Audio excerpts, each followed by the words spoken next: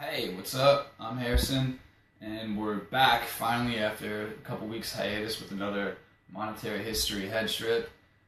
Sorry to wait for a while, but we're back, and we're going to talk about money power in 1500s in Northern Europe. And before we jump back into the lost science of money, though, last week was a really big week for the monetary reform movement in this country.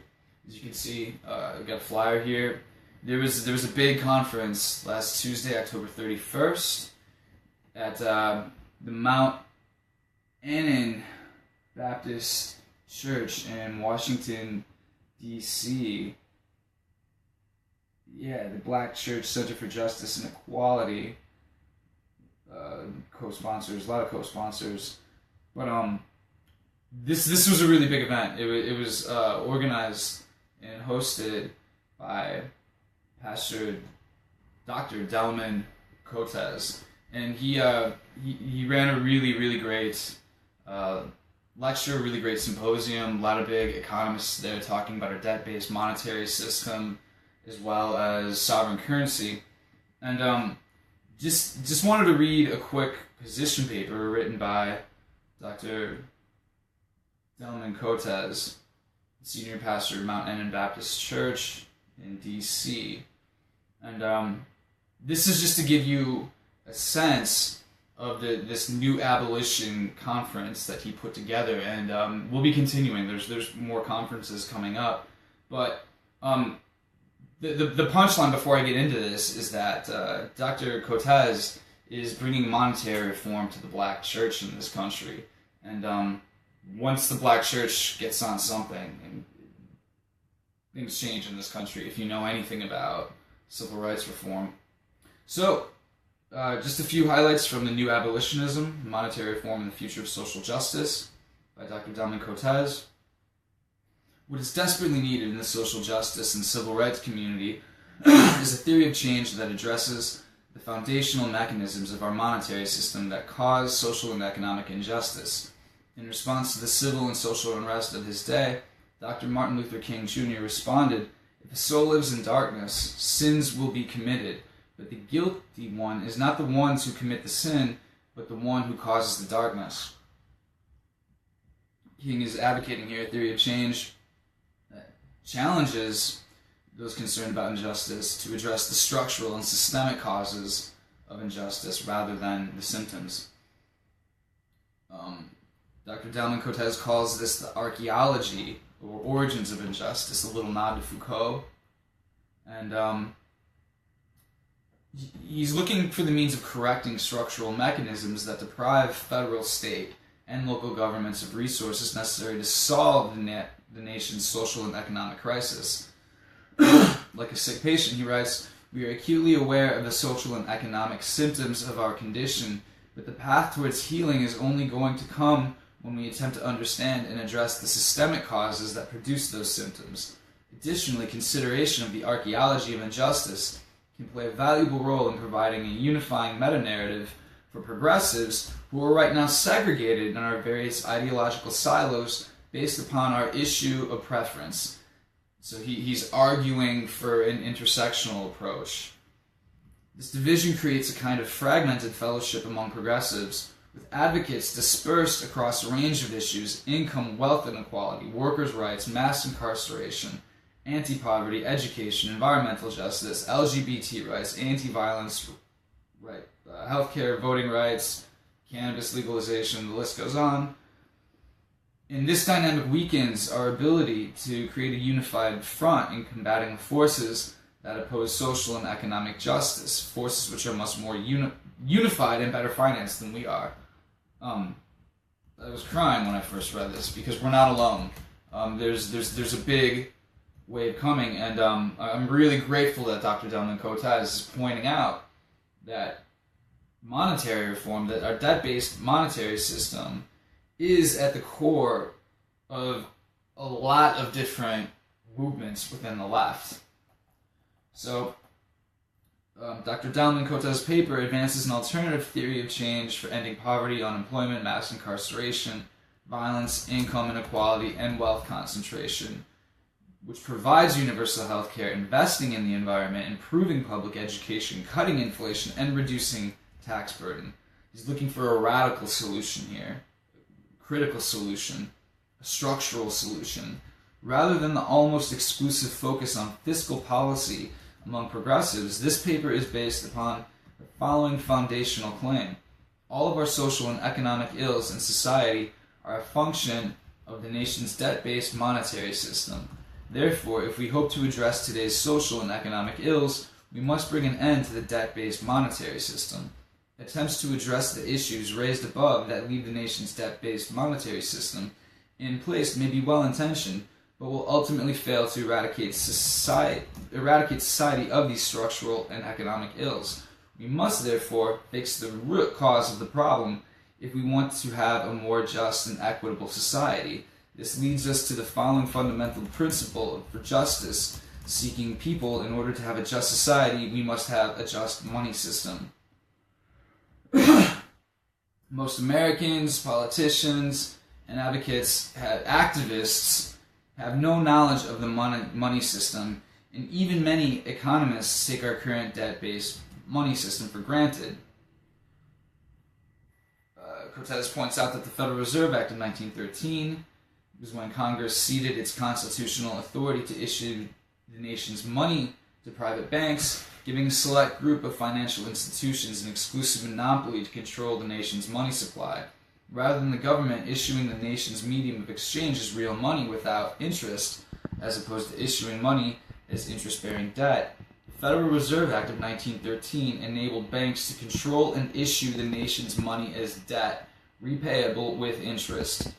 All of the money in circulation now is issued to federal, state, and local governments, businesses, and private citizens like us as debt. As a result, taxation and inflation are the principal means of extracting the wealth of the public in order to pay interest on this borrowed money.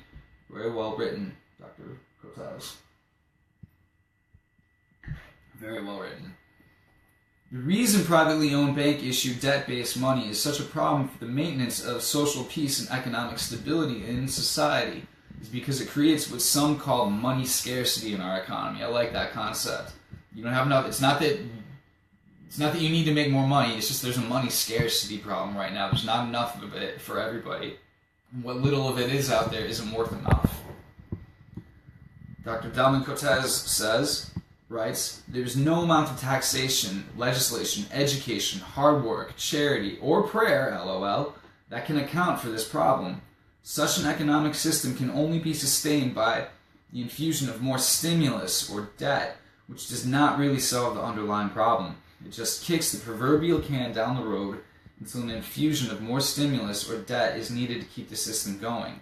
It should be readily apparent at this point that debt-based money is economically unsustainable. It burdens society under the yoke of debt and taxation. It fosters inflation and economically structures society in such a way that some of the people will not have their economic needs met. A reality that creates the conditions that produce poverty, income inequality, crime, poor schools, unemployment, underemployment, etc." He uses the metaphor of the game musical chairs in order to help explain our debt-based monetary system. Of course, musical chairs, there's just one chair, less than the number of people in the game. It's a little bit different with the case of our monetary system. Maybe it's more like 4 trillion shares too few for, what, I think 9... never mind, my numbers are off. Anyway, the point is that someone's going to get left out. A lot of people are going to get left out. The monetary scarcity that is inherent in a debt-based money system structures society like musical chairs, since there's not enough money for the number of people in the society in a debt-based money system. Some people will be left unable to find sufficient economic resources to meet their obligations. The discourse of domination and difference that we are accustomed to focus upon, i.e. racism, sexism, xenophobia, etc., are therefore insufficient to explain the social injustice and economic disparities we see in society. And I'm really glad Dr. Coates is pointing this stuff out, because these discourses of domination and differences these different isms, sexism, racism, xenophobia, etc. This is exactly what ruined Occupy Wall Street. When we started focusing on each other and our hierarchy of privilege within the movement rather than on the bankers. A monetary interpretation of history helps to understand that all these discourses of domination and difference are used by the financial elite to determine the allocation of resources, or to use the musical chair metaphor to determine who will get a seat and who will not in a debt-based money system characterized by structural scarcity. What makes debt-based money so immoral and unjust is that the bankers receive an unearned economic benefit for merely issuing the nation's money, a function the government could do itself without requiring interest. The banker is being enriched for work he has not performed, and the wealth of the public is being siphoned off their backs under the yoke of taxes, and the perpetual debt and interest payments to the private bankers deprive society of the necessary resources to invest in healthcare, public education, social security, defense, roads, the environment, and job creation. When money is created as debt, it also tends to be directed towards non-productive assets like real estate, stocks, speculation, etc., creating boom and bust cycles in the economy, which does irreparable economic damage to the 99% of the American people. Nice little Occupy Wall Street. Thank you, Dr. Coates. Solidarity. We see this with the burst of the tech bubble in 2000 and the real estate bubble of 2008 that spiraled the nation's economy into the worst recession since the Depression. Money reform is the essential human and civil rights issue of our day. Money reform is the initial necessary step to solve the systemic structural mechanisms of our money system that causes poverty, inequality, wealth concentration, and which deprives society of the resources necessary to invest in the public sector rather than the financial sector. If we recall Dr. King's quote above, if a soul lives in darkness, sins will be committed, but the guilty one is not the one who commits the sin, but the one who causes the darkness. And Dr. Coates points out that the nation's debt-based money system is the cause of the darkness. Answer to the current debt-based money system for the government of the people to reclaim the power to issue the nation's money as the U.S. Constitution stipulates. Rather than renting money, I love that analogy. We rent money in the society. We don't actually own our own money in the society like we're supposed to in the Constitution. Article 1, Section 8, Clause 5. Rather than renting money, as in our current money system, the government would not have to incur the unnecessary interest obligation by issuing the nation's money, and with the appropriate monetary authority, like the Fed but nationalized, to monitor the amount of money in circulation, which without causing inflation.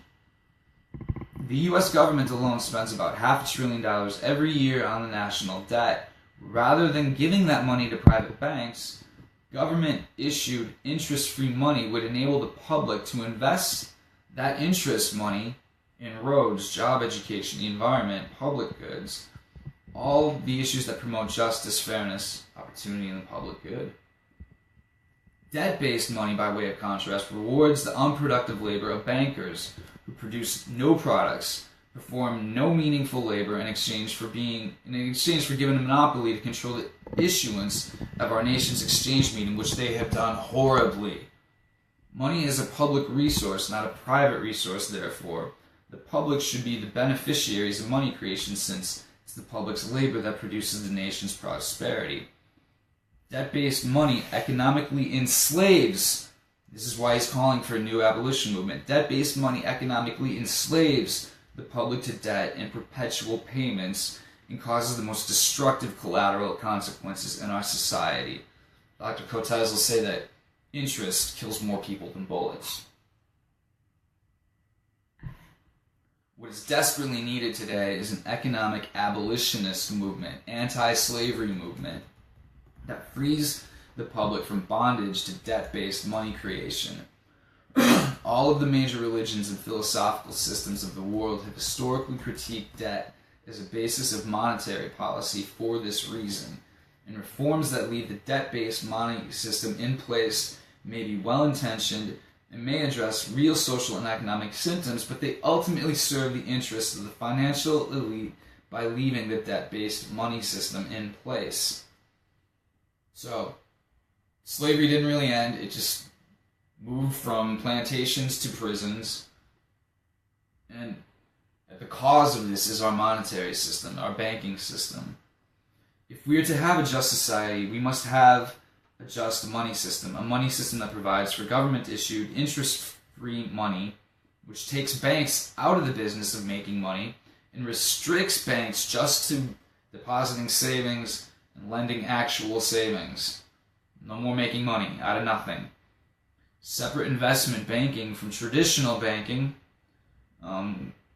We eliminate the moral hazard of the public bailing out banks that engage in risky investment. We invest in government-issued money into public infrastructure, jobs, roads, healthcare, education, the environment, all the good stuff. This also gets money out of politics. All these reforms have been proposed by leading economists, politicians, and historians, and most recently are contained in pieces of legislation such as the Need Act of 2011, proposed by former Congressman Dennis Kucinich of Ohio and co-sponsored by John Conyers of Michigan. And again, this was all written by Reverend Delman Coates, Dr. Ph.D., Senior Pastor of Mount Enon Baptist Church, Clinton, Maryland, and President Black Church Center for Justice and Equality. He's definitely been around the American Monetary Institute meetings. He's very well connected. Really, really perfect bibliography. He's got Kumhoff's work here, the IMF working paper, Michael Kumhoff.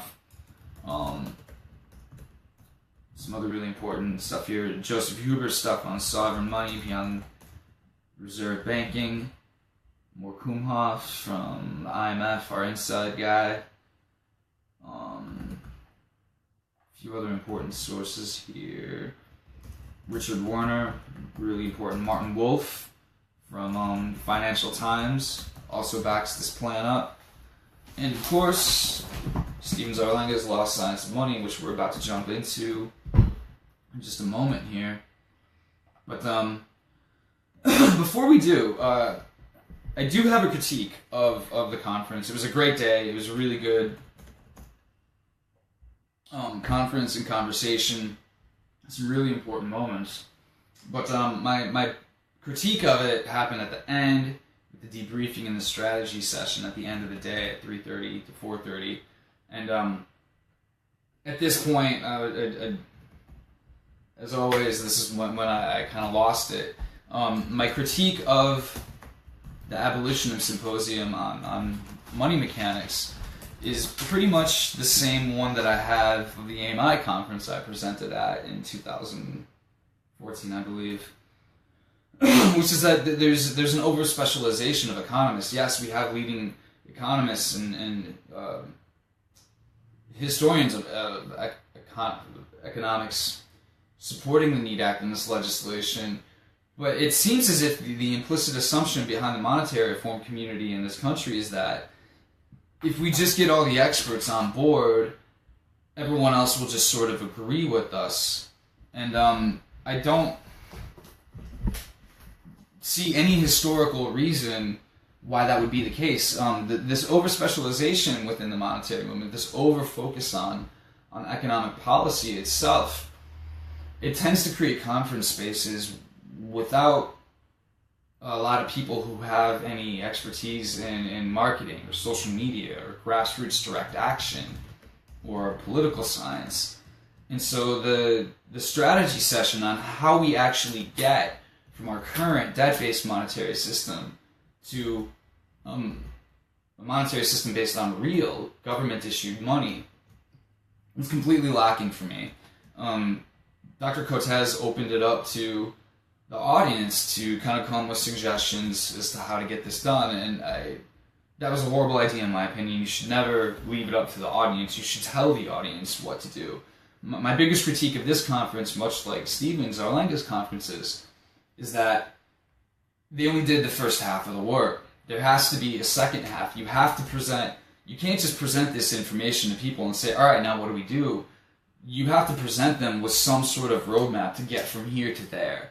It doesn't have to be a perfect roadmap. You're not going to know every twist and turn along the way, but you have to show your movement the political science in terms of what we're actually going to do to get from here to there. And so, the critique I have of the monetary reform movement in this country is that it doesn't actually seem to know much about the history of movement building. It doesn't seem to know much about the history of social movements itself. You know, there seems to be, I think, this general assumption that because we know the history of money reform, we know the history of everything else. And I think the monetary reform movement in this country, including my fellow Greens for monetary reform, need to be a bit cautious about that. This is the sociologist's answer to Howard Zinn's book on poor people's history. And so this is written by Francis Fox Piven and Richard A. Cloward, Poor People's Movements, Why They Succeed, How They Fail. This is a very, very important book for anyone interested in organizing or activism to read, because this tells you when movements work. And they have a really good analysis of the civil rights movement in this book. A lot of other movements, industrial workers' movements, women's welfare movements.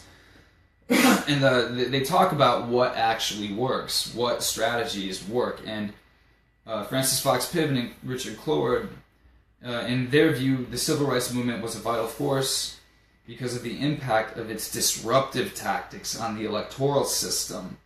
By thus provoking Southern whites to employ terrorist methods that were losing legitimacy, the civil rights movement succeeded in exacerbating electoral instabilities which had already been set in motion by economic modernization in the South. Piven and Cloward, in their historical case studies, they find that big mass membership organizations like unions typically aren't as effective as disruptive tactics. So, I mean, essentially they're talking about this, they're advocating direct action.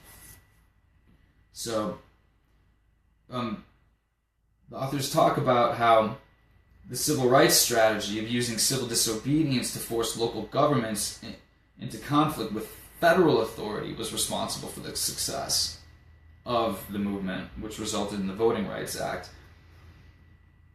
Fueled by the discrepancy between the promise of desegregation and the reality of tokenism, the sit-in movement swept like a brush fire from one locale to another. This is very comparable to how Occupy Wall Street encampments spread from one city to another. By the second and third weeks of February, similar actions were occurring throughout the state, organized by students from Duke University and Northern Carolina College, despite arrests and violence. Fisk University students in Tennessee quickly took up the tactic, as did students from universities located in Atlanta within those first weeks. Sit-ins spread to 15 cities in 5 southern states. That's from Zinn's work. Piven and Cloward were homies with Zinn. Through the summer and fall of 1960, militant SNCC activities, Student Nonviolent Coordinating Committees, activities mushroomed. No one could say what precisely was happening or who was involved. There was no organization to monitor protest activities, one participant said, because the students were too busy protesting. No one really needed organization because they then had a movement. A movement is not the same thing as an organization. Just because you get a bunch of people together does not mean you have a movement. That may just mean you have an echo chamber, which is what the monetary reform movement in this country is right now. It's just a conversation. It's not a movement. Sorry. I'm almost done with this point. I'm going to take questions. The point is that direct action requires only small numbers of persons, but these must be so highly motivated and involved that they are willing to risk great hardships involved in direct actions. So the authors talk about how the success of the civil rights movement was based upon cadre organizations, often groups of just 2 or 3 or half a dozen. The cadres were the most effective demonstrators. This all speaks to Margaret Mead's observation that never doubt that a small, committed, thoughtful group of citizens can transform the world. In fact, it's the only thing that ever does. Erica Chenoweth, landmark YouTube talks about how it only takes about 1% of the population to make a big change. So with that said, how many people do we have online? Any comments? I've been talking forever here. Forgive me. It's moving along. Got 3 people on right now.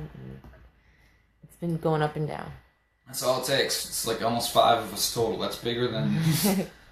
So, I mean, that's the thing. Like, my challenge to the new abolition movement and Dr. Delman Coates is to put out a roadmap for the strategy session. Don't leave it to your audience members. They're coming to you to find this stuff out.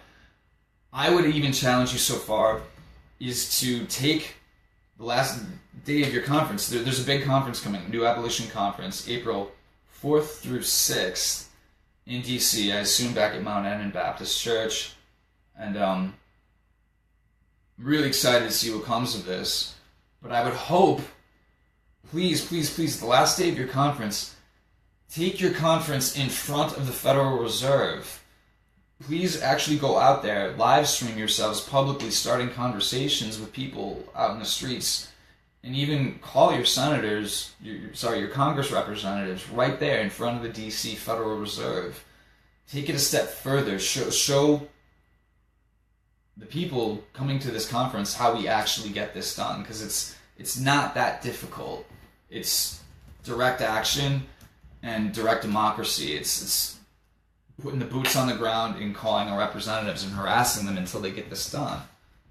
And if necessary, it's shutting down the Fed. I got that covered. So, of course, we've already made some inroads. I'm happy to report our little direct action band, 420 Fight Club, has made another little media hit. Nice, we got a nice little reference in Mary Jane magazine, and this was done Monday, November 13th, 2017. Meet 420 Fight Club, the highest martial arts meetup in New York City. And so, what I learned from Occupy Wall Street and what I've been able to continue doing since Occupy has ended, has been able to get mainstream attention for this monetary reform movement without getting arrested, without submitting myself and my friends to undue hardship and financial difficulty. Well, a lot of financial difficulty actually, but we haven't been arrested. So, my computer froze. There's one quote from this article I was hoping to read. Let me try reloading. You're experiencing technical difficulties. Oh well. Oh man, the whole thing's freezing. Alright, I'm gonna give this a second. Hopefully it works out, but the other thing is that we have another 420 Fight Club direct action coming up soon, December 23rd. It's the 104th anniversary of the Federal Reserve Act of 1913, which Dr. Delman Coates talked about in the position paper. And so, as always, my friends and I invite you to contact us if you're interested in getting together, having some really good, enjoying some good cannabis, and learning some Kali. It's a Filipino martial art that starts students off with sticks and knives before working the empty hand skills. And these are techniques that all have a history within the history of money creation. Every martial art comes from war. Every war is a banker's war. So the history of every martial art is therefore inextricably linked to the history of monetary creation. So I enjoy talking about that more when we're actually out in front of the Fed, having a good time, learning how to use sticks and knives in front of the worst bank in the entire world. And you can RSVP for that. There's a Facebook link. A lot of you should have been invited already, so I don't have it up behind me. But, what's that? The article is here if you need to talk about the article. I can just read from this. Sure. We'll use your computer. I can just pull stuff up. What's that? We won't be able to connect that. Oh, never mind. Well, anyway, here. So I can read the quote from the article.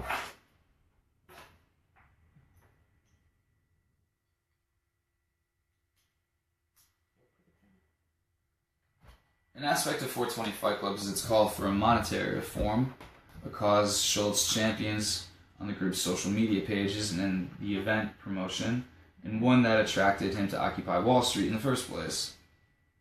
It's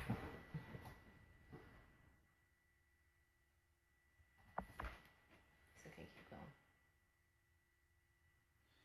Earning a small crowd of onlookers during their public meetups is common for 420 Fight Club, and those people can expect to be handed a pamphlet about disarming the Federal Reserve, hence the meetup location, or about why it should be illegal for banks to use debt as spendable money. So, they didn't quite get all of our demands for the NEAT Act in the media. They never quite do. But little by little, breaking through the clutter of the media, little by little, the same way colonists took this land from the original inhabitants, the same way the bankers nickel and dime us, little by little. A revolution doesn't necessarily always happen overnight the way Henry Ford wanted it to.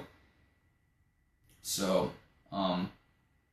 please RSVP for our next 420 Fight Club meetup at the Federal Reserve. I'm not going to bother pulling it up. But, anyway. Is my computer working yet at all? Yeah. Okay. In the meantime... What's that? Do you want me to connect the screen to the computer? Yeah, if you could. Alright. Let me get that. So, before we dive back into the lost science of money, this book that Dr. Delman Coates based a lot of his paper on, let's go over a quick review of the first 7 chapters that we've covered so far, just to give you a few of the big moments in monetary history. So, just important to keep in mind the main themes of the lost science of money first off. First off, this history has been deliberately censored.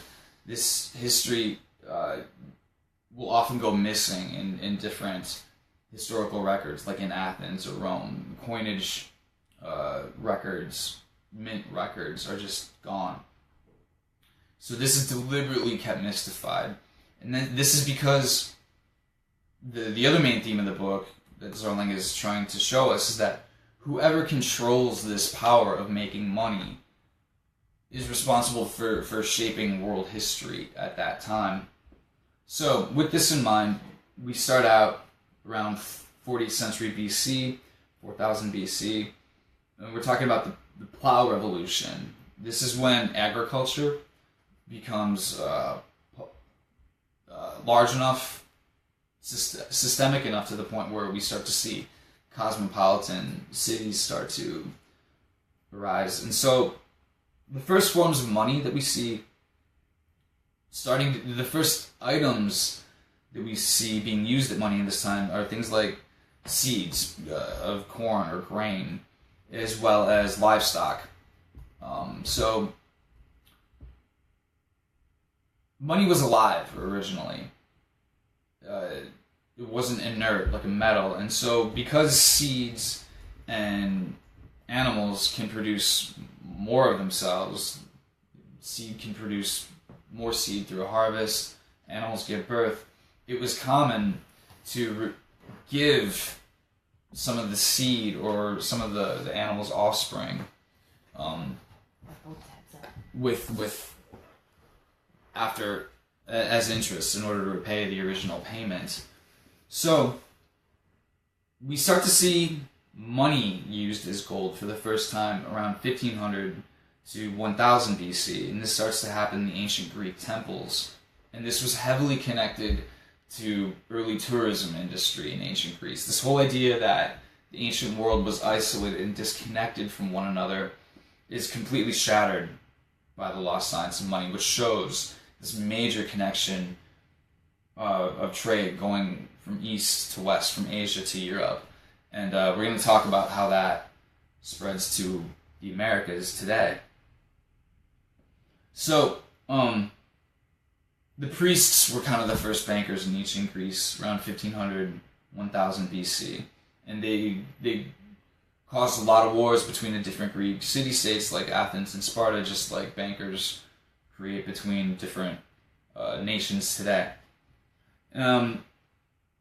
Major important monetary moment, 8th century BC, 700s, with Lycurgus's reforms in ancient Sparta. Ancient Sparta was suffering from a lot of the same problems caused by gold and silver monetary systems ruled by Greek temple priests. And so Lycurgus banned the use of gold and silver as money, and he used iron bars that were melted down, soaked in vinegar, so they were worthless. And the value of these, the number of these was strictly limited. And this had major transformations upon Spartan society. So now money was freely issued, and it wasn't privatized. This is what gave the Spartan soldiers the leisure time they needed to focus on national defense against Xerxes' hordes, it was argued. And there's other documents on our Greens for Monetary Reform history tab here about how the Spartans typically had higher lifestyles. They had better crafts. They had higher quality of food, even for their slaves. So the Spartan Palinor system worked out pretty well for a long time. That ended by another war. But also in the later 8th century BC, King Numa Pompilus, the second king of Rome, institutes bronze money systems in ancient Rome in the Republic era. And this corresponded to massive productivity within ancient Rome. This is when ancient Rome produced most of its agriculture and its architecture, like the aqueducts and so forth. And this bronze monetary system ended in 3rd century BC with the Second Punic War, when Hannibal was ravaging the Roman countryside with his elephants, taking all this bronze money and using it to fund expeditions against Rome. Rome had to stop using that currency as money, which demonstrates that money exists by law, of course, not by the value, the intrinsic value of the material. And so, but in this moment of chaos, war, Rome switched to the silver denarius and eventually the gold denarius, and this created more instability within Rome. Even after the Punic War ended, Rome was pushing for another campaign against Macedonia, and this instability set the stage for Julius Caesar's charismatic dictatorship in 60 to 40 BC. And all the major players in this, Caesar, Brutus, I think Cassius, they all were issuing their own coins, or Augustus as well. And so Caesar was the first to set up the Pontificus Maximus. No, sorry, King Numa was the first in late 8th century BC to set the Pontificus Maximus position, which mints the gold coin, which eventually came to mint gold coins after the Punic War. And this prerogative was the seat of economic and political power in Rome.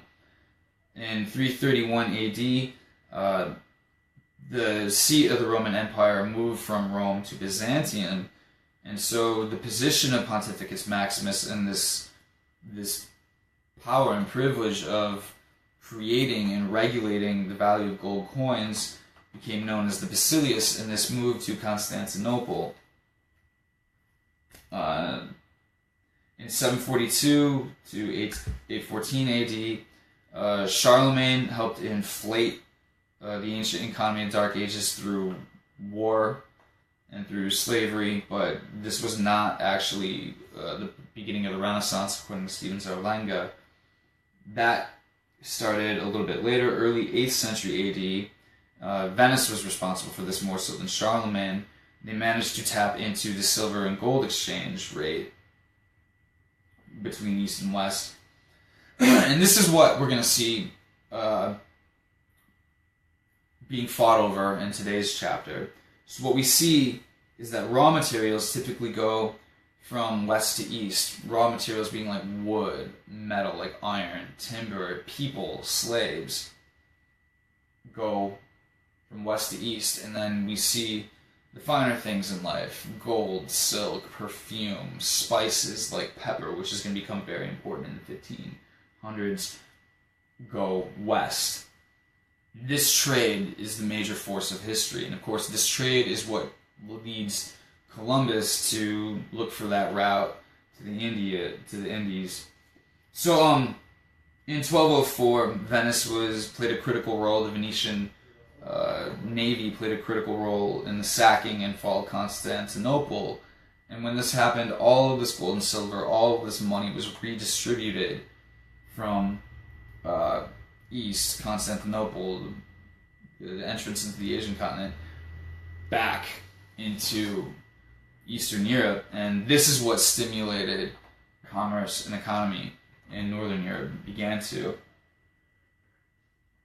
And so, my last lecture a few weeks ago, we talked about how the Catholic Church kind of successfully stifled commercial exploitation of peasants through its ban on usury, and how this ended in 1536 with John Calvin and the rise of Protestantism, which is why it's kind of ironic that Pasture Delman Coates is putting together a monetary reform movement in a Baptist church, a Protestant church. And there's a really good moment at the conference when they acknowledge that, you know, the John Calvin and the Protestant church has had a huge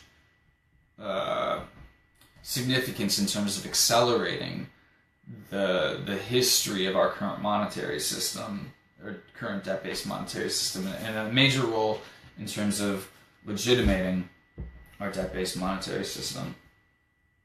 So, how's my computer doing? Not Shot. good. All right. So I'm gonna have to pull some links up one at a time then. But with that, which I can probably do for you. no, I'll pull stuff up. I got it. So, diving into the lost science of money, we're looking at this shift from the control over this east-west trade from the Mediterranean Sea, controlled by the Venetians, up to the North Sea. And we're talking about Portugal and eventually Amsterdam. And we're going to talk about the implications of all this for indigenous people living in North and South America. So, in 1500, Venice was doing really well. Most numerous navy, most powerful navy in the world. Dodge Tommaso Mocenigo, sorry my Italian sucks, in 1423 on his deathbed says, "I leave the country in peace and prosperity. Our merchants have a capital of 10 million gold ducats in use, upon which they make an annual profit of 4 millions. We have 45 galleys and 300 other ships of war, 3,000 merchant vessels, employing 42,000 sailors." And this is because they tapped into this spice trade and the gold-silver trade. They had the overland route, as well as trade routes throughout the Mediterranean.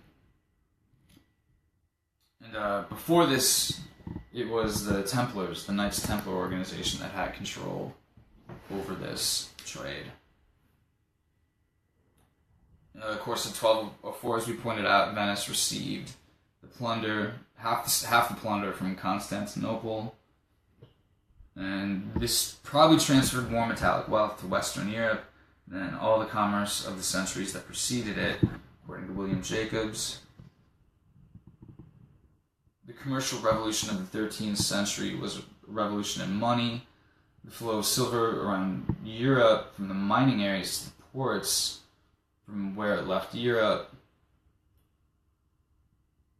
diffused into the countryside and reconcentrated into towns. And this is where the nobility was increasingly congregated out of their countryside estates. So we're talking about the rise of the bourgeoisie now. Hello, Marx. And we're talking about the development of merchant and artisan class in these towns in Northern Europe. And so we see a new kind of commodity fetishism, if you will, a change in attitude to money. So, forests aren't for hunting or food, now it's for money. A wine press is to generate income more so than wine.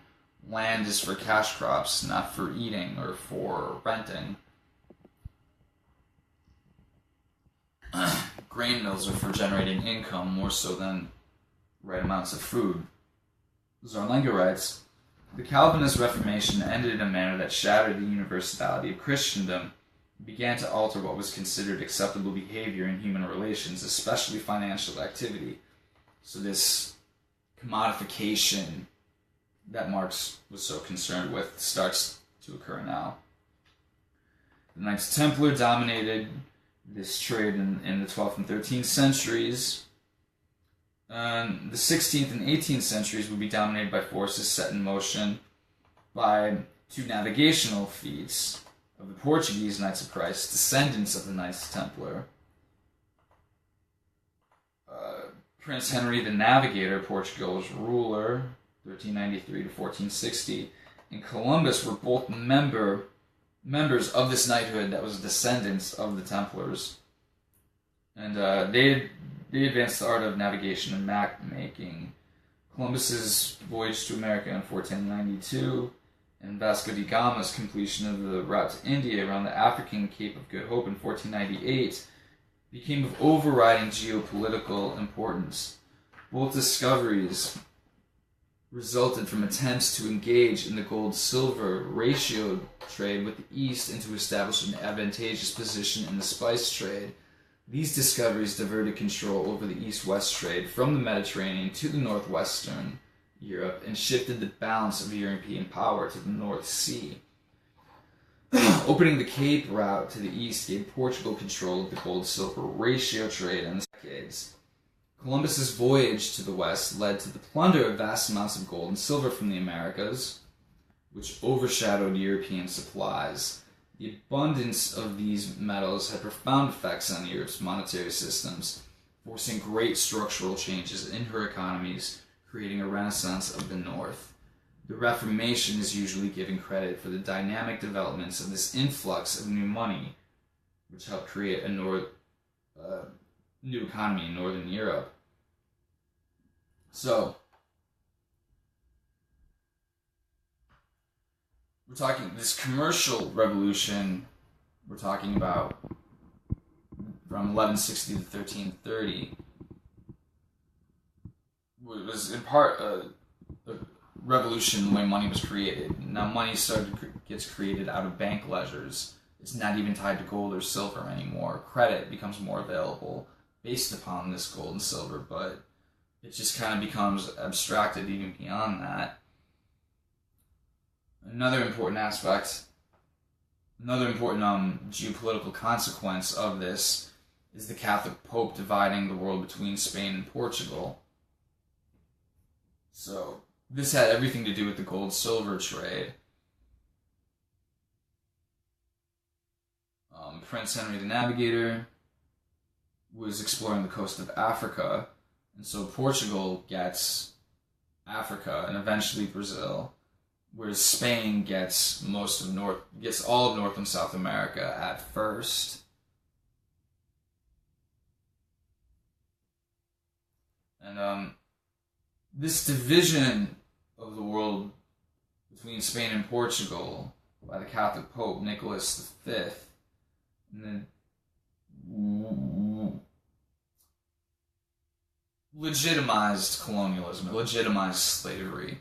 And this is from the Dum Diversas 1452 papal decree. To the dear son Christ Alphonse, illustrious King of Portugal, and the Aljabarans, greetings and apostolic blessing. We, fortified with divine love, summoned by the charity of Christians, and bound by the duty of our pastoral office, we grant to you full and free power through the apostolic authority by this edict to invade, conquer, fight, subjugate the Saracens and the pagans and other infidels and other enemies of Christ, and to lead their persons in perpetual servitude, and to apply and appropriate realms, duchies, royal palaces, principalities, and other dominions, possessions, and goods of this kind to you and your use and your successors, the kings of Portugal.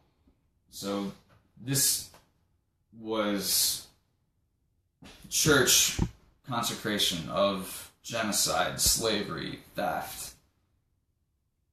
And the king of Portugal asserted that Columbus's discovery was within the bounds set forth in the papal bulls of this 1452 Dum Diversas Edict.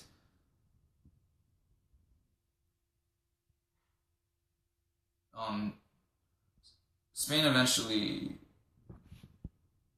urged Pope Alexander VI, the Spaniard native and a friend of the Spanish king, to issue a new bull favorable to Spain. And so they actually named Christopher Columbus in this one in 1493. We choose our beloved son, Christopher Columbus, a man assuredly worthy and of the highest recommendation, and fitted for so great an undertaking, whom you furnished with ships and men, equipped for like designs, not without the greatest hardship, dangers, and expenses.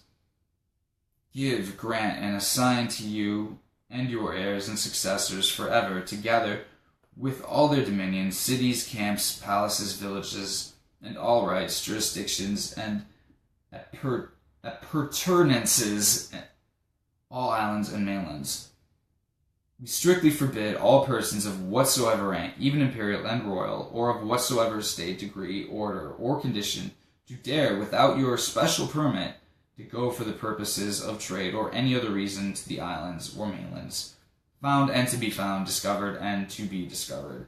So the Catholic Pope specifically condoned Columbus's genocide and thievery.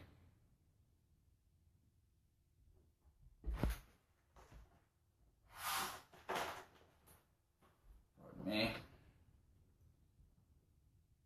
So, perhaps you remember in your European history classes in high school, if you were lucky enough to have them, about the Treaty of Tordesillas in 1494.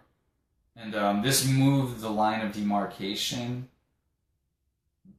between Spain and Portugal through Brazil. Just take it out, pull it out, and then again. That's what she said. Indeed. Take it out completely. It's on mine, but it's not here. The other. It's the right. No, the other right. Mm-hmm. You're in the wrong port. Mm-hmm. Yeah, there you go.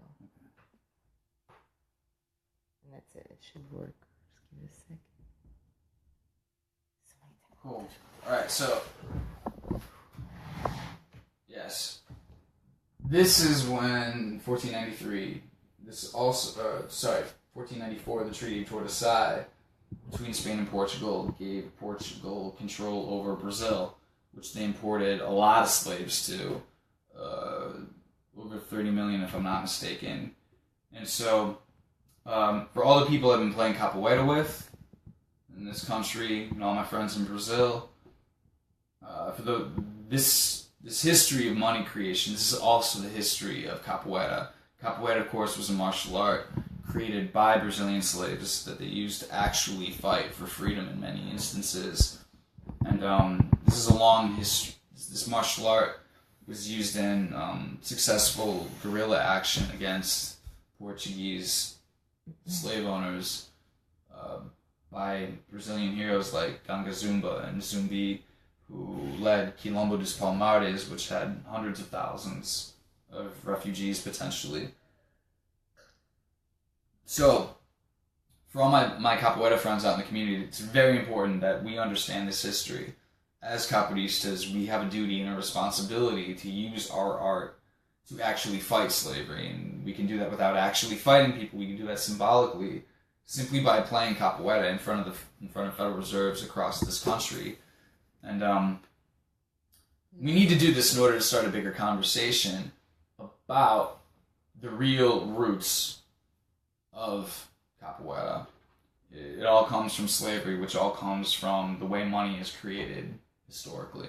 Is there a comment or anything? Yeah, there was a random question actually from Albert Lamont. Oh, what's up, Albert? Dude, what's up, man? We used to train together. Do you know how that cryptocurrency is a surefire way to take power away from the big banks? Cryptocurrencies are not a surefire way to take power away from big banks. We talk about this a lot. There's a new Bitcoin documentary on Netflix, and they're talking about how Blythe Masters, the woman who brought us the credit default swap, is already looking at using cryptocurrencies to circumvent government control over money. I mean, there was a Bitcoin exchange in this city that got shut down by a regulator, a local New York City regulator, who then went on to start a private company to help people pass this regulation process in order to set up Bitcoin trading activities in this country. So Bitcoin is not a surefire way at all. Cryptocurrency is not a solution. It can help protect you from inflation a little bit, but frankly, the banks are going to start utilizing cryptocurrency to circumvent governments, much the same way you're going to see drug dealers do it. So the power of creating our nation's money supply cannot rest with the bankers. Alternative currencies, cryptocurrencies, things like the Berkshire Bucks, even things like dealing weed. I mean, that's not an alternative. It's not a structural alternative. It doesn't solve the money scarcity problem. Actually, supposedly the Bitcoin went down like $2,000 over the weekend. A lot of people lost some money.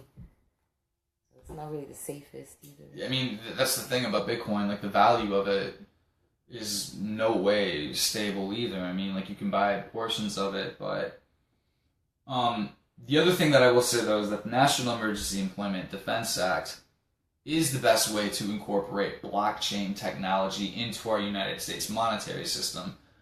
The most revolutionary thing about Bitcoin, of course, is the blockchain exchange technology itself, which facilitates peer-to-peer exchange transfers, which of course has the potential to put banks out of business entirely.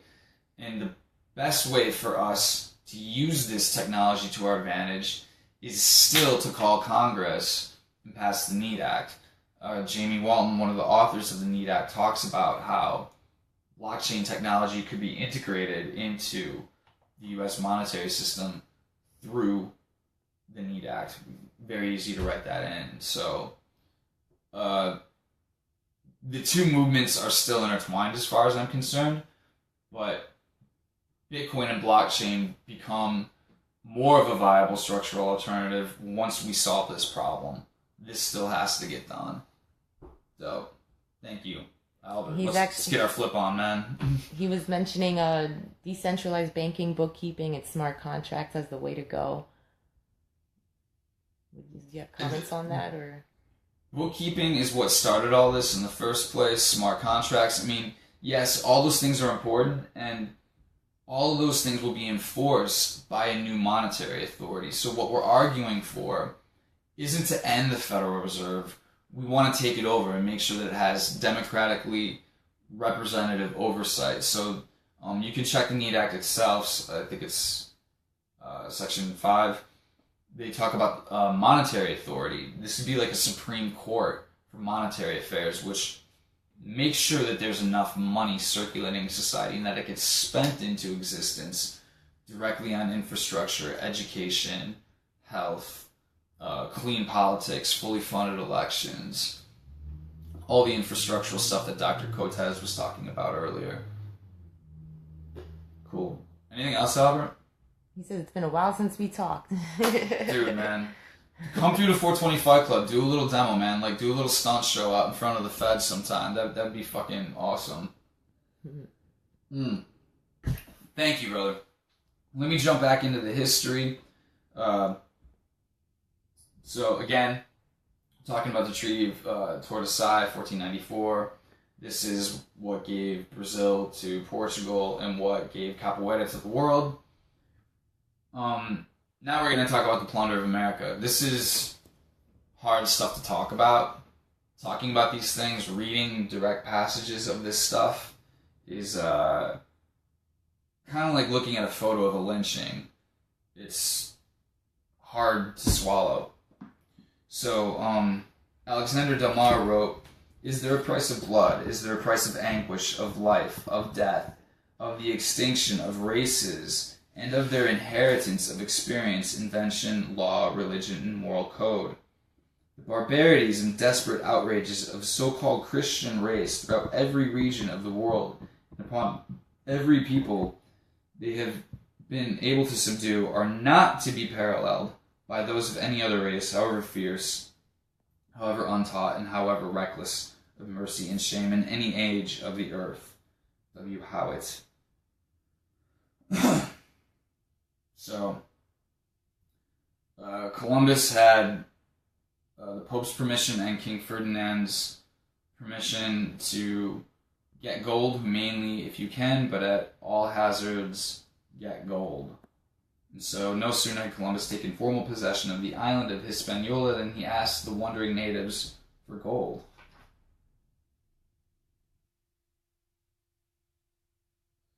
And of course he had permission to submit these people to perpetual slavery, according to Pope Nicholas V. Zarlenga writes that the first Indians Columbus met with had some few gold ornaments about them. Poor wretches, if they had possessed the slightest gift of prophecy, they would have thrown these baubles into the deepest sea, and they were asked whence came this gold, wrote Sir Arthur Helps. One of Columbus's first suggestions to Spain was to enslave the Indians. The monarchy eventually acquiesced in his request, as it did to most of the demands of the conquistadors. The conquistadors' atrocities on the Indians became routine.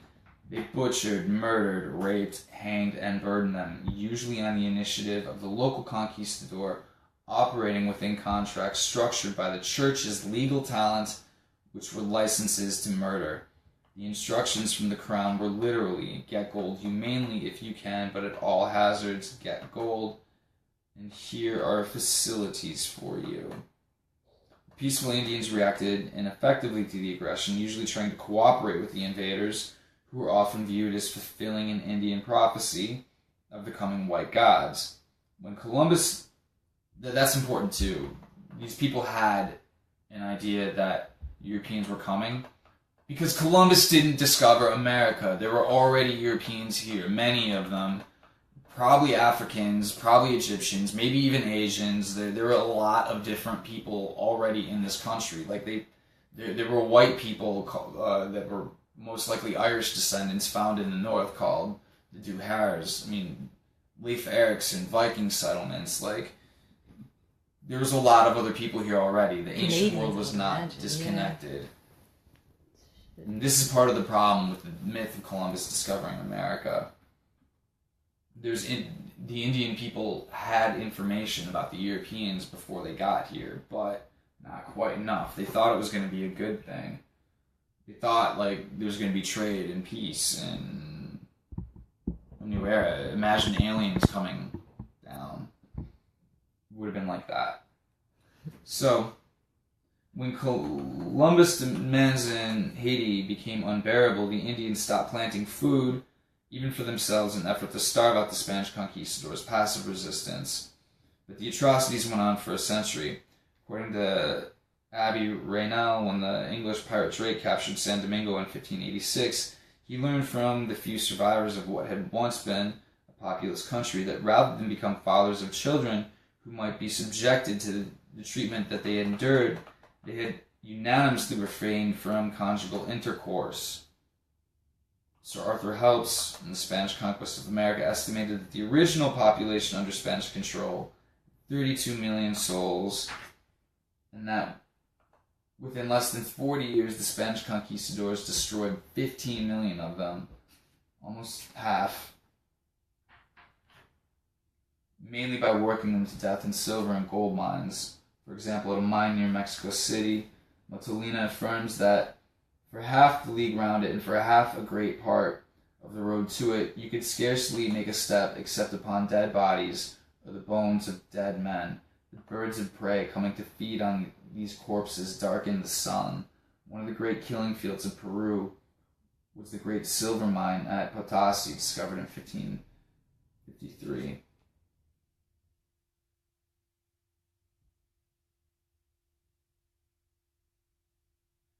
So Columbus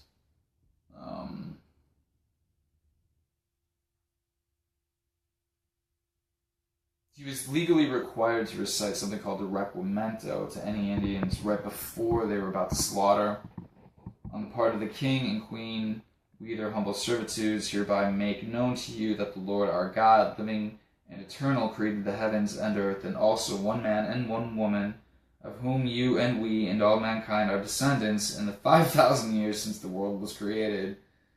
Of all these nations God gave the charge to one man, St. Peter, that he should be the head of all the human race. This office of St. Peter was called the Pontificus Maximus, or the Pope, which had the sacred gold prerogative. One of these pontiffs who succeeded, blah, blah, blah, blah, made a donation of these isles and contained therein to the aforementioned King Ferdinand and Queen Juna, as it is shown in certain writings upon the subject, which writings you, the Indians, may examine if you wish. We ask and require you that you do consider that we have said to you, and that you take the time that shall be necessary to deliberate upon it, and that you do acknowledge the Church as the mistress and superior of the whole world, and the high priest called the Pope, and in his name in the stead the King and Queen, as superiors and lords and kings of these isles and terra firma.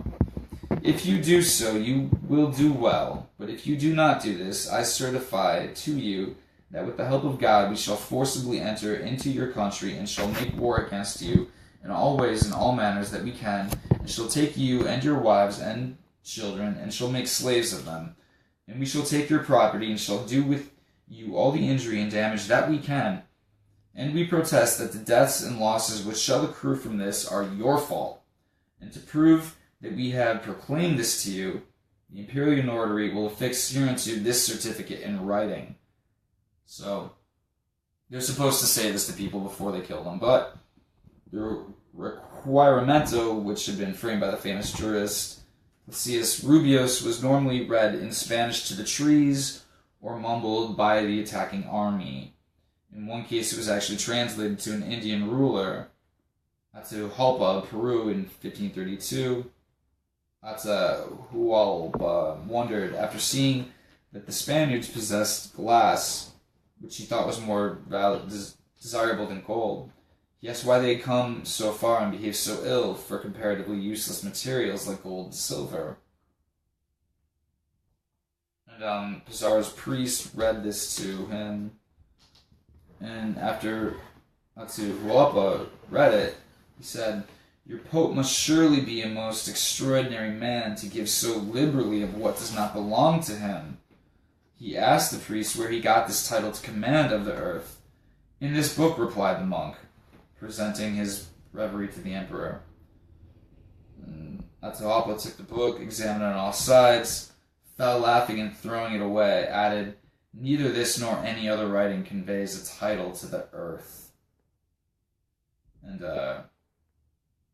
Pizarro had Atahualpa murdered as soon as he got his gold.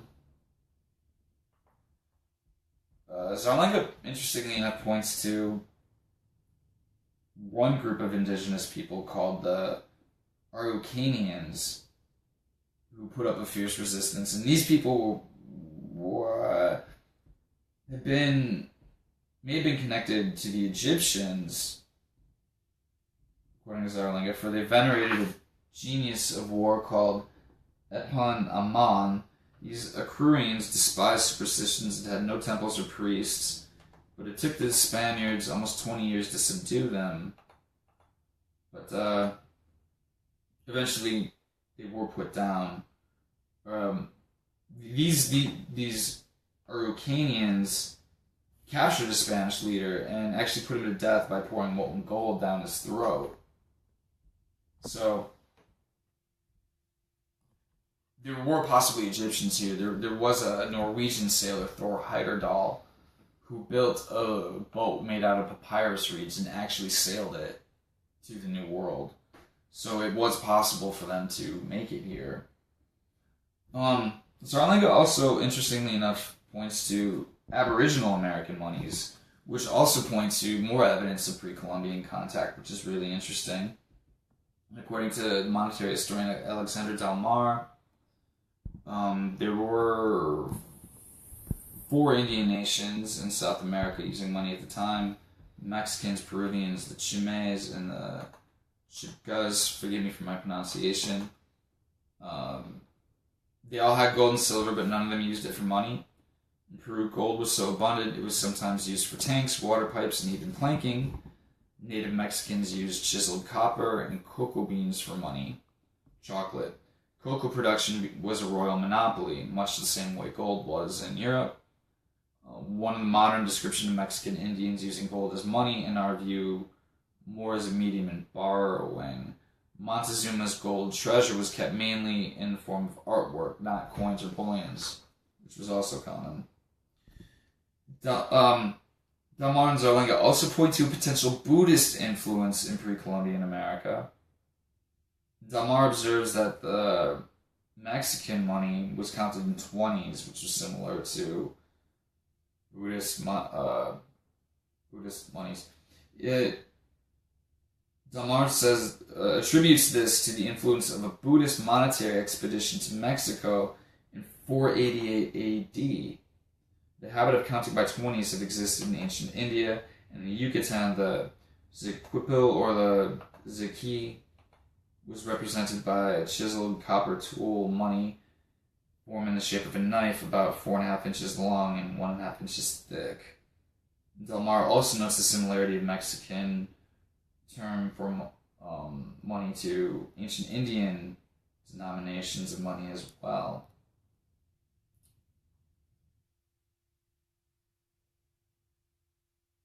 So, the damage that the conquistadors did in this country can't be overstated. There's a few other things I need to pull up here. Before I do that, though, this is another really important book, Lies My Teachers Told Me. This got me through high school. This is a very important text for American Indian studies, probably the most important, written by a non-American Indian author, potentially. But there's some really important descriptions of Columbus's genocides and theft in this as well.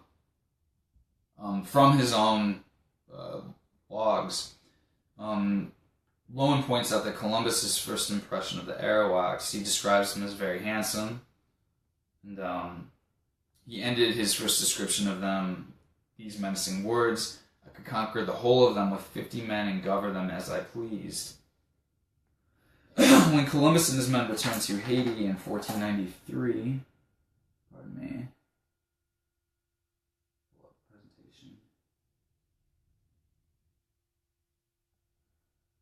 1493, they demanded food, gold, spun cotton, whatever the Indians had that they wanted, which included sex with their Indian women.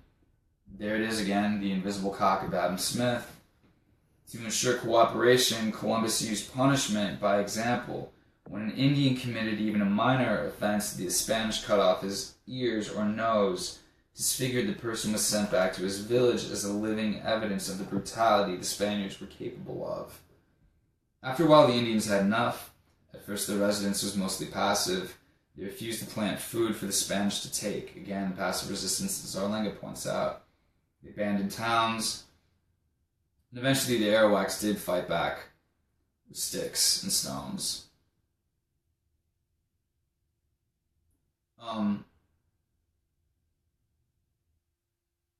They also point out that Bartholomew de las Casas described the force that Columbus used to put down the rebellion.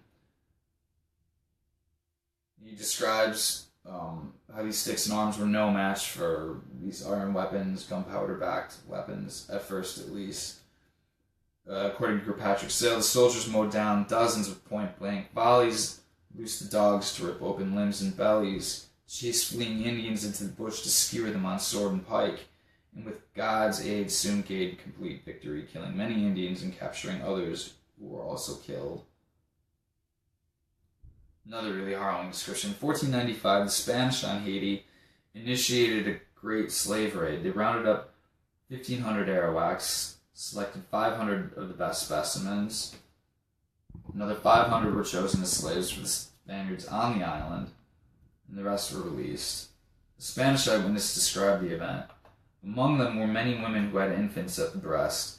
They, in order better to escape us, since they were afraid we would turn to catch them again, left their infants anywhere on the ground and started to flee like desperate people. And some fled so far that they were removed from our settlement at Isabella 7 or 8 days beyond mountains, and across huge rivers, whereof from now on scarcely any will be found. So, all of this is available in primary source material about Columbus. It's insane that we're still celebrating him, even to this day and age, and it's offensive to a lot of people, such as myself, that we're still celebrating to this day and age, because much like slavery, colonialism has not ended. These things are still happening today.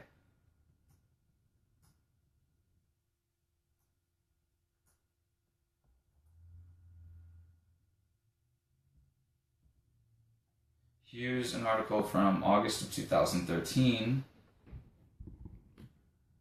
in Vice News. It was published elsewhere. Native American women are being sold into the sex trade on ships along Lake Superior, Northern America, our day and age. This isn't some 1500 shit. This is still happening. Native women, children, and even babies are being trafficked in the sex trade on freighters crossing the Canada-U.S. border on Lake Superior between Thunder Bay, Ontario, and Duluth, Minnesota. Good old white America. Apparently the women are sold for parties on American ships. Native women, children, and even babies are trafficked in sex trade on freighters crossing the U.S. border on Lake Superior between Thunder Bay, Ontario, Duluth, and Minnesota. Christine Stark, a student at the University of Minnesota, Duluth, completed a master's degree in social work, completed an examination of the sex trade in Minnesota, which compiled anecdotal and first-hand accounts of Native women, particularly from northern reservations, about being trafficked across state, provincial, and international lines to be forced into servitude in the sex industry on both sides of the border. The paper, published in 2011, is entitled "The Garden of Truth, the Prostitution and Trafficking of Native Women in Minnesota." Throughout the process of researching and writing this report, Stark kept hearing stories of trafficking in the harbors and on the freighters of Duluth and Thunder Bay. The numerous stories and the gradual realization that this was an issue, decades, perhaps centuries in the making, compelled Stark to dive further into exactly what was taking place. So, this is even more underreported than our current prison problems, but the issues that indigenous communities across this country are facing have not gone away. I want to show you something else.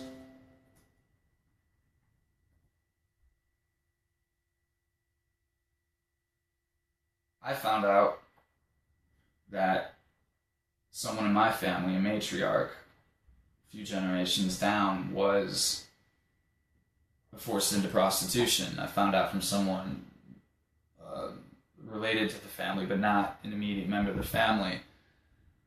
And I found out at this funeral for my little brother, Taylor A. Denning. He committed suicide on October 11th, 1987. He was 28.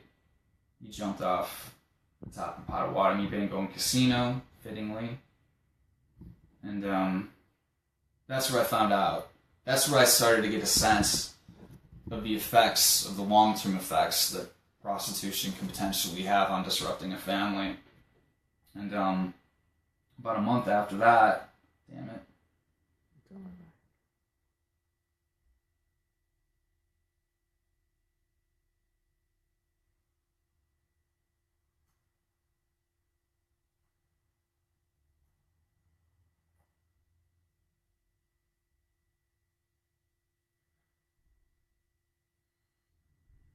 very shortly after the funeral for my brother Taylor, my little sister, Taylor's little sister, Isabel Denning, she commits suicide as well.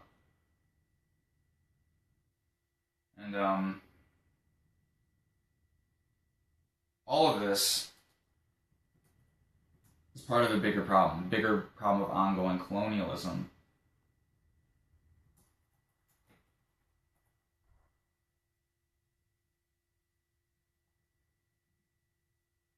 Prostitution never ended. Forced prostitution, the invisible cock of Adam Smith, is still very much a problem for women in the community I come from, in my family. Suicide is a national problem for American Indian youth in this country, like my dead brother and sister, and including myself. I grapple with suicidal depression every day, in spite of the fact that I'm a first-generation American Indian descendant. I'm not dark enough to be harassed by the police on every day. I'm not telling you I'm a person of color, but this problem is an epidemic for what's left of my family and my community, and this is why I'm teaching people how to use sticks and knives in front of the Federal Reserve, and why I don't have time to go to conferences, and why I don't have time to be polite about this anymore. And frankly, none of you have time to be polite about this anymore. It's time for direct action. It is time for actual self-defense, because people are actually dying in this class war based on this debt-based monetary system. So, this is personal for me. It takes a lot of self-control to get through this lecture. This is a hard one. It took me a while to prepare for it.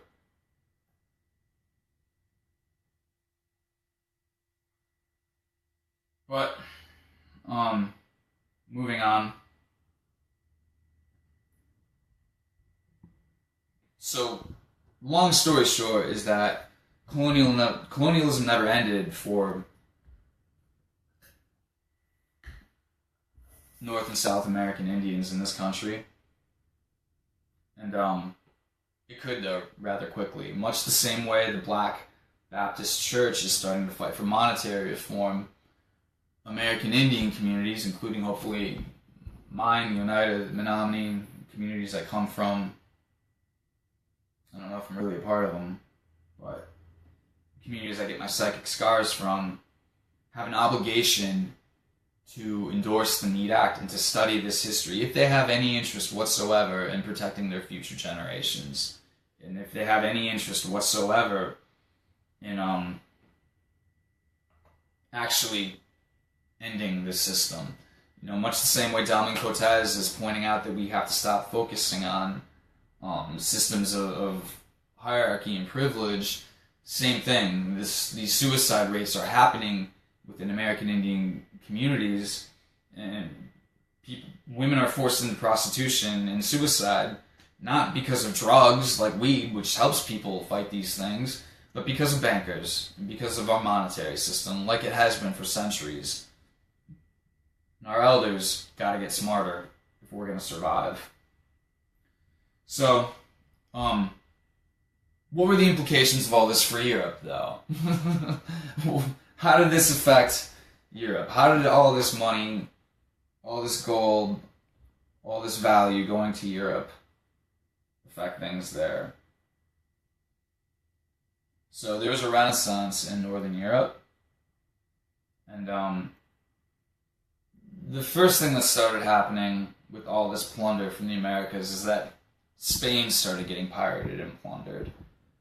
Spain did the dirty work, but England and Holland started hijacking ships with gold and silver going back to Europe. Well, Spain did the dirty work. They did the hijack. England and Holland did the hijacking. And they gave charters to pirates and privateers. Much the same way the church gave charters to conquistadors to go killing, murdering, and raping. The English and Dutch governments gave legal permission to people like Sir Hawkins, a pirate who is known for intercepting Spanish treasure ships. And of course, Sir Francis Drake, the dashing one and only, also a privateer, slaver, politician, best known for commanding the English fleet against the Spanish Armada in 1588, major hero.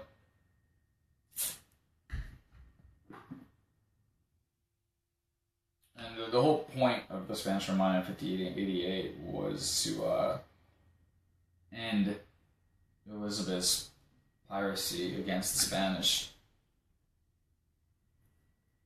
So, the Dutch West India Company, which becomes important in the rise of Amsterdam, was set up in 1623, also specifically to rob Spaniards. Just give me some power there. So, the company was given money by the king and queen to actually set up and start pirate activities against the Spanish, beginning in 1628. This was very profitable for the English and the Dutch. The Dutch West India Company also became an important factor in bringing slaves into Spanish colonies of North America. Colonization and slavery are the same issue, same enemy, same cause, bankers. From 1650 to 1700, Amsterdam was in the business. It was the headquarters of the slave trade.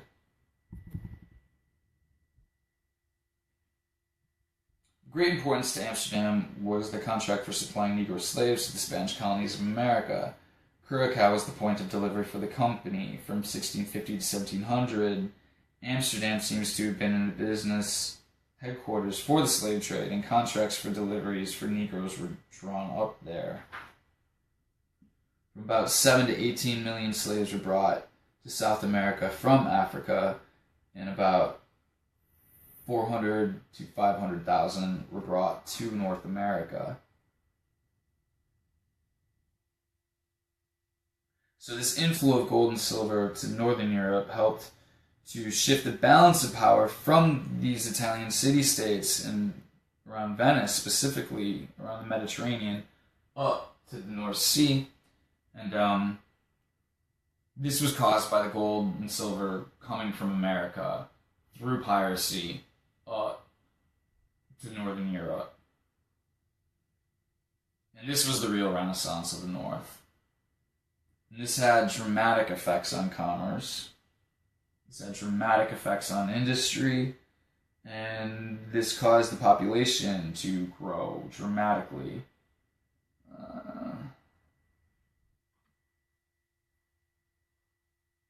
Wealth was getting distributed pretty well over this growing population as well. Wages were rising faster than prices. Imagine that in this day and age. Money and wealth was getting distributed to more people, but this wasn't happening in Spain. While the effect of precious metal imports created a renaissance of the North, the effect on Spain, who started all this, was negative. Spain plundered the Americas and mainly enriched her nobles. Europe plundered the Spaniards and mainly enriched the people. Monetary historian W.A. Shaw wrote, Spain produced little and manufactured less, and the ill-gotten, blood-stained gain, which flowed to her shores from America, served only to feed an impractical vanity and to further unfit the nation for manufacturing and commercial life. Finding she could purchase anything and everything with this gold and silver, she threw herself into work of conquest and let commerce go. Kind of weird. America seems to be doing what Spain did to America back in the 1500s now, specifically like in the Middle East. And we're working our way over to Asia, trying to take control of that East-West gold mechanism even now. But now it's based more on the transfer of oil and other luxury goods.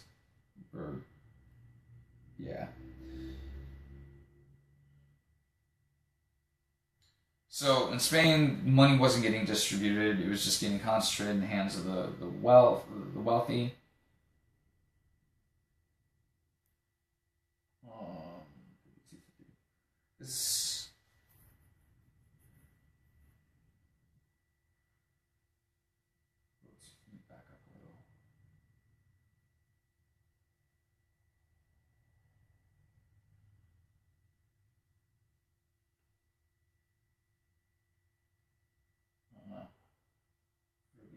lost my place. 6, 2, 3, 7. So the cause of the ruin of Spain is that riches ride on the wind and have always been so written in the form of census contract deeds or bills of exchange of silver and gold instead of goods that bear fruit, in which become, because of their greater worth, attract to themselves riches from foreign parts and so ruin our inhabitants. The Spanish were just speculating, just making more money out of books rather than actually producing actual goods.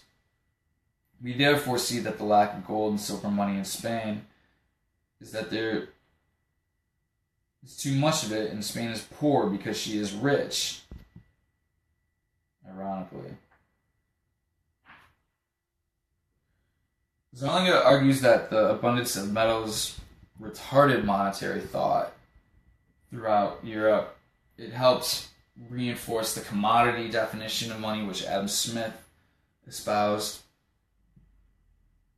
So, the plunder of precious metals from America retarded development of monetary systems and brought thought away from the nomismo system of the Spartans and the Romans backward to commodity money, which is essentially just a form of barter.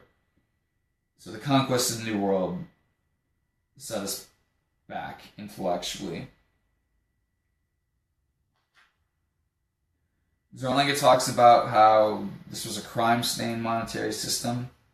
About half the existing stock of precious metals was obtained through conquest and slavery. Even in the 19th century United States, the Californian gold rush of 1849 led to the worst slaughter of Indians in our nation's history. E.D. Townsend's book on that event relates that 80% of the California Indian population disappeared. In 1848, they numbered 150,000. In 1870, they were numbered 130,000. Yet the Adam Smith School, squatting comfortably in their counting rooms, blandly asserted that the value of gold and silver money was based on the cost of production. Delmar challenges them, as the lost history of money does. And is there a price of blood? Is there a price of anguish, of life, of death, that the extinction of races and their inheritance of experience, invention, law, religion, and moral code? That's the real cost of production of this money, death. So, the discovery of the Americas was the first big thing to move this power from the Mediterranean up to the North Sea. That was Spain. Portugal, the Cape route around Africa, also shattered trade relations and took control over this east-west trading mechanism. Vasco da Gama, Portuguese explorer, commanded the first ships to sail directly from Europe to India in 1498. We got some information here, not in the book. But after decades of sailors trying to reach India with thousands of lives and dozens of vessels lost in shipwrecks and attacks, da Gama landed in Calcutta on May 20th, 1498. And from time immemorial, this city attracted travelers with its prosperity. Traded in spices like black pepper and cardamom, with Jews, Arabs, Phoenicians, and Chinese for more than 500 years. The city's first recorded contact with Europe was when Vasco da Gama landed.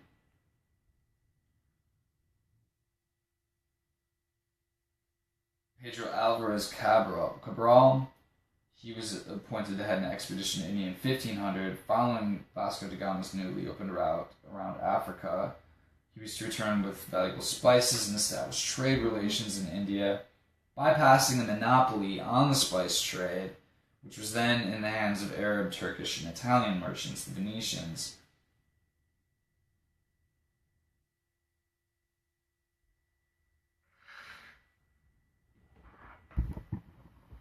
So Portugal used force to break these trading relations, the spice trade relations of the Arabs with India. There was a massacre in Calcutta. The fleet arrived on 13 September. Cabral successfully negotiated with the ruler of Calcutta and obtained permission to establish a factory and warehouse. However, the factory suffered a surprise attack by some 300 perhaps several thousand Muslim Arabs and Hindu Indians. Despite a desperate defense by crossbowmen, more than 50 Portuguese were killed. The remaining defenders retreated to ships some by swimming.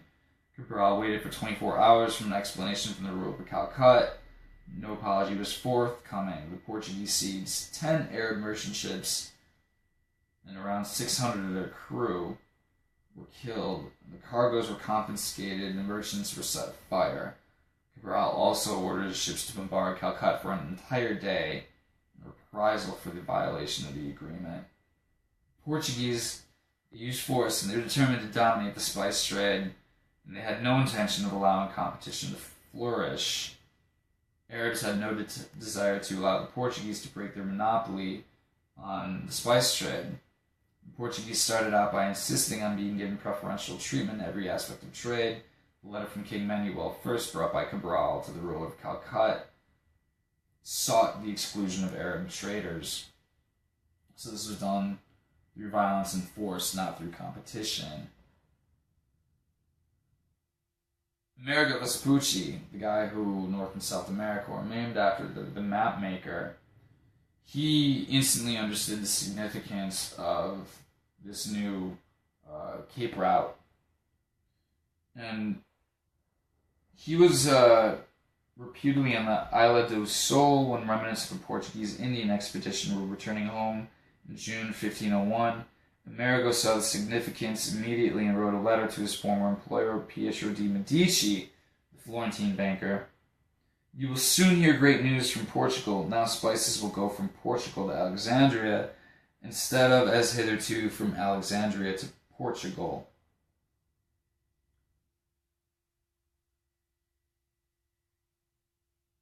So the Isla de Sol, where Vespucci was, when he heard about this, the main activity on this small little island is the same as it was in the 1500s. It's a stopover point in the South Atlantic.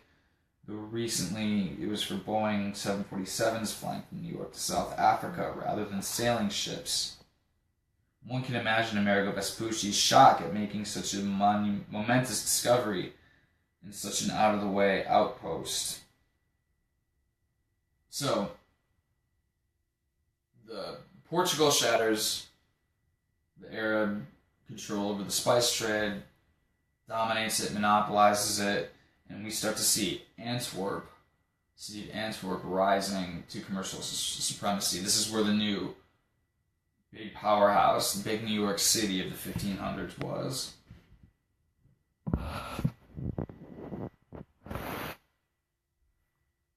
So, Portugal was dominating the gold and silver trade ratio from 1500.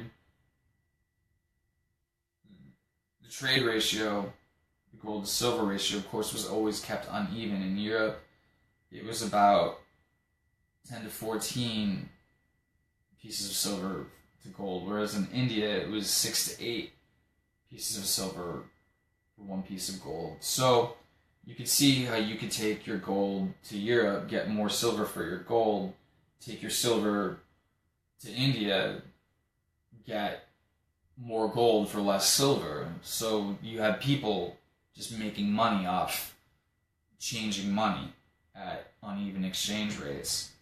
Kind of like what happens now. In spite of this, though, there was still enough gold money in Northern Europe to stimulate trade in the 1500s.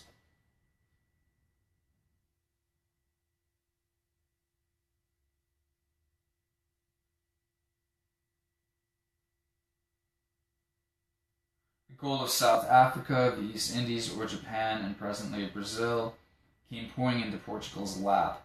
And after she ceded from Spain in the 17th century, this little kingdom of some 3 million inhabitants became one of the leading nations of the world because it tapped into this gold trade.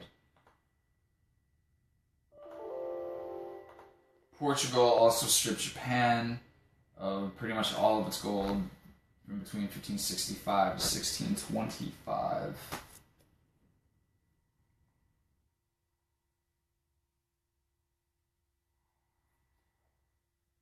Pepper and other spices from the Portuguese crown were very important. and the rise of Antwerp. So the King of Portugal channeled pepper from Asia through Antwerp, and it became Europe's greatest trading port in the 16th century. The Portuguese immediately realized that they could only take control of the pepper trade by brute force as opposed to peaceful competition. And so they needed a few fortified harbors to serve as bases and commercial depots. The island of Joe was taken in 1510, other islands taken as well. Portuguese naval supremacy on the East African coast was already assured by their construction of forts at Sofala and Mozambique.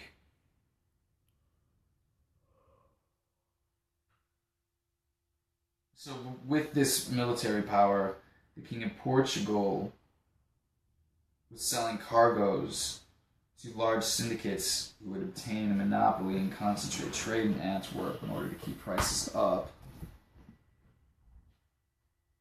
Today, these embattlements that were used to defend this trade strike the visitor as strangely purposeless, for the port is now spread over perhaps 100 square miles.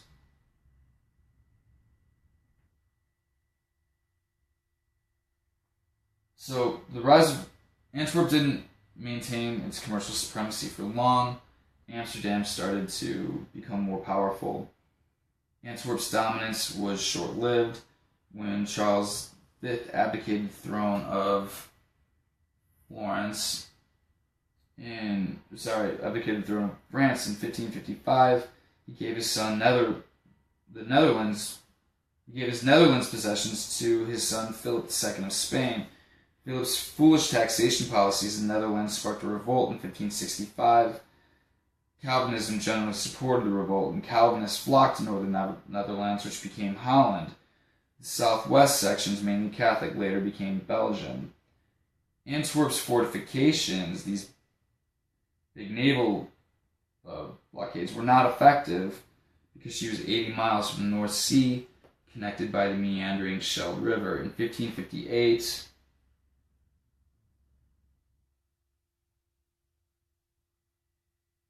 the Prince of Parma didn't attack Antwerp's battlements. Instead, he just blockaded the mouth of the Scheldt River and strangled them, starved them out. When Antwerp's port closed, about 19,000 of her merchants quickly migrated to Holland. They just moved from Antwerp to Holland overnight.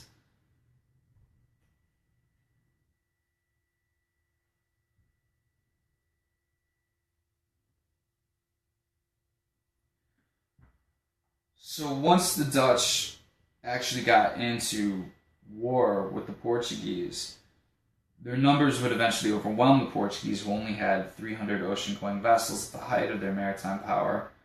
Portugal was short on manpower compared to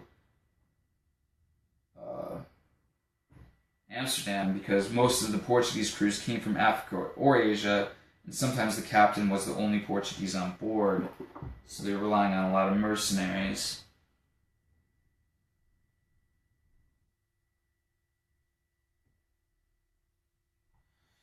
So the Dutch warred with the Portuguese over the eastern trade from 1605 to 1665. It took 60 years for the Portuguese to seize and control the vast east-west trade routes. The Dutch launched thousands of ships compared with less than 100 for the Portuguese in the same category. The Royal Dutch Navy had 250,000 sailors compared to the Portuguese 4,000. But the Portuguese were well acclimated to the East, offered better employment and less harsh trading terms, and this is why it took the Dutch about 60 years to displace them and take control over the East-West trade routes. So, in summary, Zarlenga writes that the gold-silver ratio between East and West worked like electric voltage. It produced a difference in potential to circuit. It created so much desire to participate in the metal trade between India and Europe, that it helped spur the voyages leading to the discovery of the Americas and the Cape Good Hope Road to India. These were events that dramatically changed the world at the 1500 time period. Control of the east-west trading from Venice to the North Sea area, shifting the relative power of Europe from Catholic to what would become Protestant hands. And the plunder of the Americas is what sparked this renaissance of the North. So we'll continue with our next lecture with Rise of Capitalism in Amsterdam. And is there any other questions or anything? Oh, good. Please click the link to donate to support our work. We got to keep our phones on. We got to keep the electricity on in order to keep bringing you this information. So I've been talking all night. I got to go to the bathroom. Thank you for bearing with me, and I'll see you next time.